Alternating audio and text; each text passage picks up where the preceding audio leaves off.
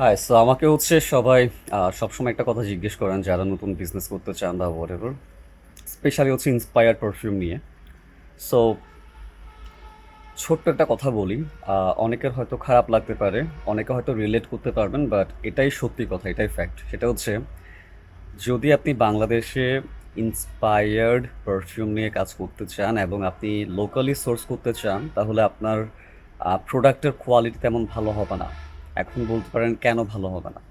কারণ আহ, আপনি যাদের কাছ থেকে লোকালি প্রোডাক্টগুলো সোর্স করছেন বা ম্যাটেরিয়ালগুলো সোর্স করছেন, তারা আপনাকে কখনোই ভালো প্রোডাক্ট দেবে না, কারণ ভালো প্রোডাক্ট আসেই না।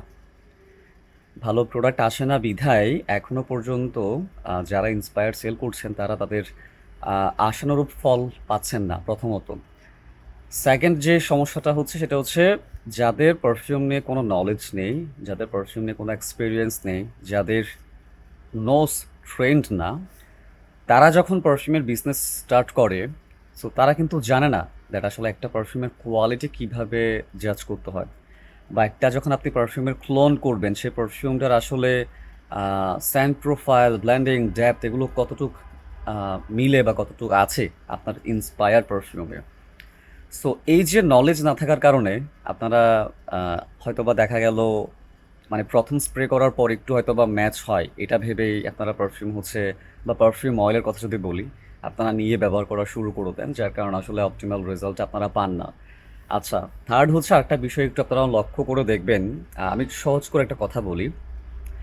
ভ্যাম্পায়ার ব্লাড খুবই ওয়াইডলি অ্যাভেলেবেল একটা প্রোডাক্ট বাংলাদেশে, লাইক খুবই হাইপড একটা প্রোডাক্ট।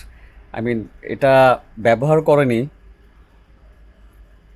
ব্যবহার করেন এমন মানুষ আমার মনে হয় খুবই কম আছে, ঠিক আছে? আমি মাত্র ঘুম থেকে উঠলাম, কফি নিয়ে বসলাম, ভাবলাম একটা ভিডিও করি। সো ভ্যাম্পায়ার ব্লাড যখন আপনারা বিভিন্ন টিকটক বা ফেসবুকে ভিডিওগুলো দেখেন, মেকিংয়ের ভিডিওগুলো, আপনারা একটা জিনিস লক্ষ্য করে দেখবেন। আহ, তারা যে ইউরো ভ্যালি, যদি আমি একটা স্পেসিফিক ব্র্যান্ড নিয়ে কথা বলি, ইউরো ভ্যালি যে ব্র্যান্ডের অয়েলটা ব্যবহার করে, আপনারা একটু অবজার্ভ করলে আপনারা বিষয়টা জানতে পারবেন, ভালো করে আপনি দেখতে পারবেন। সেটা আহ, তারা যে বোতল থেকে পারফিউম অয়েলটা বের করে স্প্রে পারফিউমে কনভার্ট করার জন্য যে বিষয়গুলো করে বা যেগুলো মিক্সড করে, সেটার যে প্রসিডিউর, মানে স্প্রেবল পারফিউমের যে প্রসিডিউর, আর যখন কেউ বলে পারফিউম অয়েল মানে আতর অর্ডার করেছে, তারা সরাসরি যে ক্যানটা তারা রাখে, ক্যান থেকে বের করেই বোতলে দিয়ে পাঠিয়ে দেয় পারফিউম অয়েলের হিসেবে। তার মানে তারা যে পারফিউম অয়েলটা ব্যবহার করে সেটা অলরেডি ডাইলুটেড ভার্সন, সেটা রোল অন টাইপসের করে আসে, রেডি টু ইউজ, সেটা অয়েল না। তো এখন যখন একটা ডাইলুটেড অয়েলকে আপনি যখন আবার হোয়াট এভার ফিক্সেটিভস অ্যান্ড আদার যে জিনিসপত্রগুলো যেটা বাংলাদেশে নর্মালি হয়ে থাকে, সেগুলো দিয়ে যখন আপনি ডাইলুট করছেন, অয়েল তো অলরেডি একবার ডাইলুট হয়ে আসছে, আপনি সেটাকে আবার ডাইলুট করছেন, সো এটার কোয়ালিটি কোথায় গিয়ে ঠেকবে? আই মিন, আমার কোনো আইডিয়া নেই। তো যদি কেউ বলে দ্যাট 40%, 50% এগুলো দিয়ে সে ডাইলুট করছে, আই মিন কাম অন, আপনি যে অয়েলটা ব্যবহার করছেন সেটা অলরেডি ফ্যাক্টরি থেকে ডাইলুট হয়ে আসছে। মেবি আপনি হয়তো জানেনও না যে আপনার অয়েলটা আসলে কত পার্সেন্ট অয়েলের সাথে ডাইলুশনের সাথে আসে, 20%, 30%, হোয়াট এভার। নর্মালি 30-40%-এর উপরে ডাইলুট কেউ করে পাঠায় না কোম্পানি থেকে, 30%-এর উপরে, ঠিক আছে? স্পেশাল কেস ছাড়া, কারণ আপনি অয়েল যখন স্কিনে অ্যাপ্লাই করবেন আপনার স্কিন বার্ন করবে। অয়েল স্কিনে অ্যাপ্লাইবল না, এটাকে ডাইলুট করতে হয়, ঠিক আছে? এটা ফ্যাক্টরি থেকে ডাইলুট হয়ে আসে। এখন আপনি 20-30% একটা ডাইলুটেড অয়েলকে যখন আপনি আবার মানে বলছেন আমরা 30% অয়েল ইউজ করি, আই মিন এটা কোথায় গিয়ে দাঁড়াচ্ছে? 30% ডাইলুটেড একটা অয়েলকে আপনি আবার 30% ডাইলুট করছেন, তার মানে ভাবেন যে প্রোডাক্টের কোয়ালিটি কোথায় গিয়ে ঠেকলো। তো এই জন্যই আসলে পারফরমেন্স বলেন বা স্যান্ড প্রোফাইল এগুলো চেঞ্জ হয়ে যায় ডাইলুশনের কারণে। এটা অবশ্যই মাথায় রাখতে হবে। আর তার থেকে বড় সমস্যা এটা শুনতে খারাপ দেখাতে পারে, বেশিরভাগ যারা ম্যাটেরিয়াল আপনাদেরকে প্রোভাইড করে বা যারা সেলার আছে মিডফোর্ডের, আমার পার্সোনাল এক্সপিরিয়েন্স, আমি যতটুকু জানি বুঝি ইন্ডাস্ট্রি নিয়ে, এখন আমার দুইটা ব্র্যান্ড আছে, একটা নিশ হাউস। আমি টোটালি বাংলাদেশ থেকে কিছুই সোর্স করি না, সবগুলো বাইরে থেকে নিজেই দেখাশোনা করি। কারণ বাংলাদেশে যারা এই ধরনের প্রোডাক্টগুলো দেয়, these are all just scammers. সহজ কথায় তারা ভালো প্রোডাক্ট আপনাকে দিতে পারবে না। আপনাকে অনেক রসকস মিশিয়ে অনেক ভালো কথা বলবে, বাট আপনাকে ভালো প্রোডাক্ট দিতে পারবে না। এবং এই জন্যই বাংলাদেশের যদি 50-100টা ইন্সপায়ার্ড সেলার থাকে, সবার ইন্সপায়ার্ড সেলারের কোয়ালিটি সেম অলমোস্ট বলতে গেলে। আর তার উপর হচ্ছে প্রাইসে তো একটা একটা কম্পিটিশন আছে যে কে কার থেকে কমে দিতে পারবে। যেমন আমার নিশ হাউস সুবেহনের যে প্রোডাক্টগুলো, সেগুলো যে quality, those are actual extractive perform concentration royal থেকে দেন 30% ডাইলুশন করা হয়েছে। সো ওগুলোর পারফরমেন্স বলেন, ওগুলোর ব্লেন্ডিং বলেন, প্রাইজিং রাফলি এরকম 4,000 to 5,000 টাকা for 60 ml full presentation. So these are expensive products, right? আমি চাইলেও সেগুলো 500 টাকা 1,000 টাকায় রিলিজ করতে পারবো না। আমার 5 ml এর প্রাইজিং প্রায় 1,000 টাকার কাছাকাছি গিয়ে হিট করবে, because you are paying for the quality, right?